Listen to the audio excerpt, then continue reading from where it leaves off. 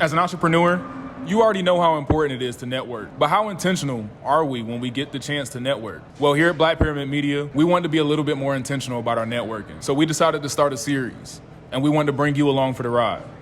Join us.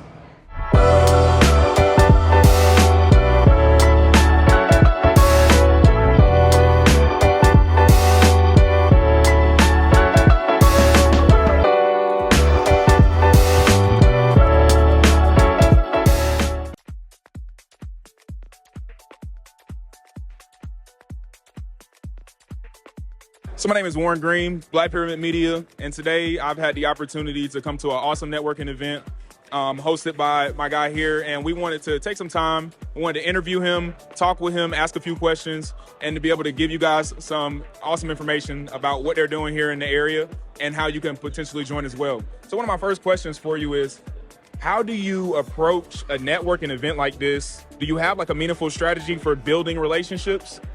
I do. So usually with me, when I come to a networking event, my goal is to try to meet as many people as humanly possible. So the whole trick to networking is there's somebody in that room. There's always one person that you need to meet. Every time. The difficulty is finding them.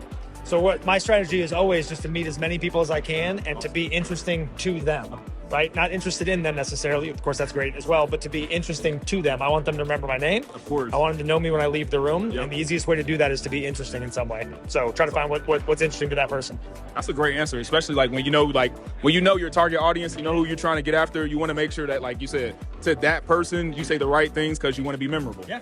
Yep. 100%. And very similar to this, kind of like why we took this approach in regards to like networking. We want to make sure that we create memorable like memories or like meaningful memories that people could always remember. Exactly. Yeah, for sure. So how do you see Knoxville's market evolving over the next few years, and how are you positioning yourself to take advantage of those changes? That's a great question. So I think the Knoxville market as a whole, so we've been investing here for about 10 years. Okay, awesome. And it's changed dramatically in the last 4 or 5, largely due to just a massive influx of people moving here. Okay. And I think the next 3 to 5 years will probably continue that trend.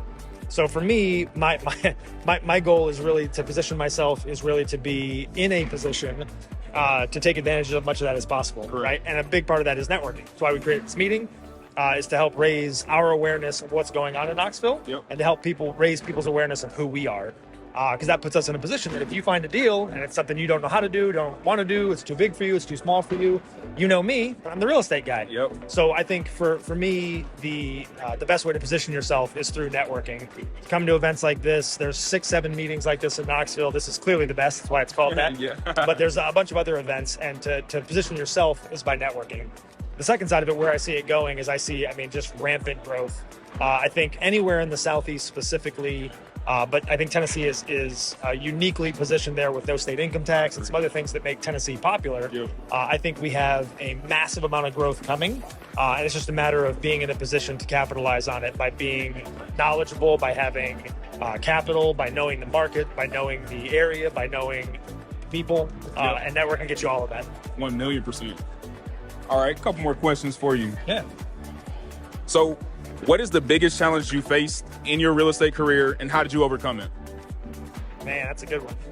And I almost sound like a broken record. So for most people, once you kind of get your feet under you with investing, the biggest roadblock either becomes deals or money, right? And both of them really can be solved by the same thing. Yep. Broken record, networking, right? There is, and for me, it was money, right? Okay. So having available capital to buy deals, having available capital to capitalize on what we knew was coming, was our biggest gap, hands down. And there's nothing better than networking. You would be amazed at how many people in your life have money to invest. Even for anybody listening, anybody watching, there's people like, oh, I don't know anybody who's got money. Nobody in my family has money. I don't have any rich uncles. There are people around you. If you work a job, there's people around you with a 401k with money. There's people around you with an IRA with money. There's people that you know that have home equity. There's people that you know that bought a house 4 or 5 years ago. It's skyrocketed in price. They have access to money. Yep. And the biggest trick for most people is talking about what you're trying to do. Yes. If you're looking for money, talk about it. A lot of times people think it's taboo to talk about money. People are like, oh, we don't talk about money in my family. We don't talk about religion. We don't talk about politics. Talk about money. There's no reason not to. Everyone loves money. Yeah. If they don't, it's because they don't have enough of it. Agreed. Everyone wants to make more money than they have. And if you talk about a way to get them to their goal, people will almost always come around to it, especially if they already know you. Right? So talk about money, talk about what you need, talk about what you're doing, and get people excited without asking them about money. Yep. And they'll start offering it. It's amazing. So money was the biggest roadblock. How do you, after events like this, when you talk to people, you get the opportunity to network, make those connections, how do you make sure you stay top of mind with those individuals? Well, since I run the group, I have a little bit of an advantage. It's my Facebook group. It's my stage. I have a bit of an advantage. I think if I was a participant just coming here to network and meet people, I think the best way to stay relevant is a touch point a week later, 2 days later, tomorrow. If you meet 10 people, try to get 5 phone numbers, 5 business cards, and then just remind, hey, I met you last night at the meeting. Just wanted to touch base with you again. You said something that I thought was interesting. Yes. You mentioned... Bring it up. Yep. It shows that you were paying attention. Exactly. It shows that you actually cared about our conversation. Yep. It wasn't just hey, hi, my name is whatever. I'm here to talk to you, blah, blah, blah. Give me your business card and move on. You actually cared because you remembered that thing. Yep. Call me, talk to me about it, ask me a question about it, whatever it is. Somewhere within the first 10 days, I'd say. And then if that relationship doesn't kick off from there, do it again 15 days later, 10 days, 20 days later. Touch them again. Yep. If it still doesn't kick off, maybe it's not meant to be. Move on to somebody else. Spend your energy elsewhere. Yep. And then maybe the next time you come to a meeting, maybe you see him again. Oh, hey. Now you got the opportunity. Yeah, and you still have a chance to try to get back into it. But as many people as you can contact within a week to 14 days after the meeting, you're in. It's a good call. Very good call, especially in regards to being intent. Yeah, exactly. All right. So, have you ever considered starting a podcast to share your real estate journey and experience? Yes. Okay. Really? My wife, who just left a minute ago. Okay. I am one of the very blessed people who my wife is extremely involved. Our business would be nothing without my wife. She's the brains. I'm just the mouth. So we do plan on doing a podcast. We've talked about it for a number of years. So we will have one here shortly. Awesome. Just not yet. If you were the host of a podcast on real estate investing and insurance, what topics or challenges would you focus on? Deal finding is, I think most people think that's going to be their biggest roadblock to getting started is how do I find deals? Yep. And I think people overcomplicate it. They put a deal on some magical pedestal that it doesn't belong on. Deals are everywhere. Deals are easy to find because people want to sell them. That's why they're deals. So the whole trick to finding deals is talking about it, networking, communicating, telling people what you're looking for, being very specific, clear, and open with what your criteria is. And if you do that, deals are aplenty. So the first one, hands down, no question, the first topic we would go over would be deal flow. The second topic I think I would go over would be capital raising. Because for most people, especially you talk to a lot of wholesalers, a lot of people who get started in real estate start in wholesaling. Yeah. Because it's a great way to get started with very little capital. But I think a lot of those people overlook the fact that there's capital, like we just talked about, there's capital everywhere. They just don't know how to ask for it, or they don't know to ask for it. So the second one would be on capital raising, and really to simplify or demystify it for most people, because again, they put it on some kind of a pedestal that it doesn't belong on. Yep. Money's little. There's money all over this room right now. It's everywhere. Yep.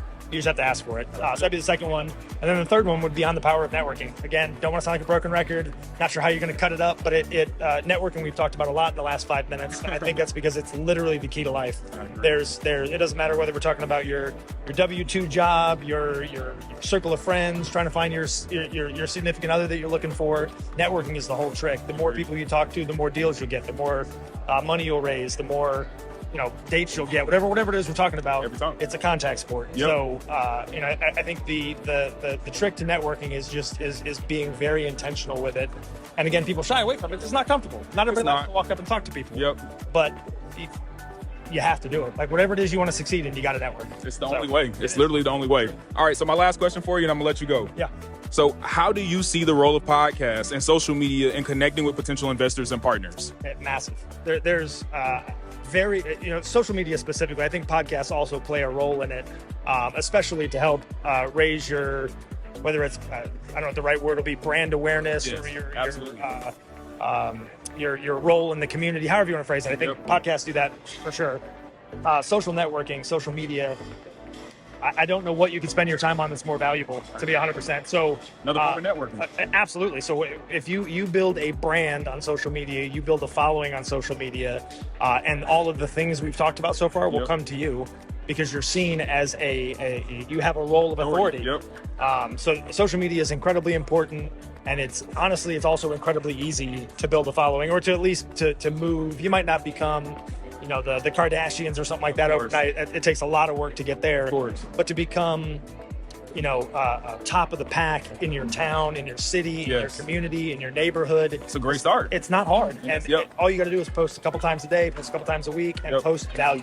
Right. So your job is to give away as much value as possible, and you'll see it'll come back to you in spades.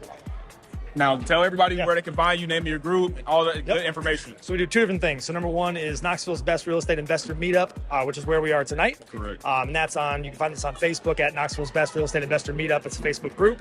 We meet once a month, second Wednesday of every month. So track us on there. And the second one is the My Tribe Mastermind. So that is for people who want more of this networking, more in depth, much more personal. We've got 60 people in the group. We meet twice a week. We meet twice a week on Zoom. We get together 3 times a month and then 2 times a year for a more in-depth adventure. That's www.mytribemastermind.com. Look me up at The Richard Gamble on every social media platform. So TikTok, Instagram, Facebook, it's my name across all of them. So check me out on there, give me a follow, and I appreciate it. Thank you so much, Richard. We appreciate you. Thank you. Great meeting you. You too. Thank you.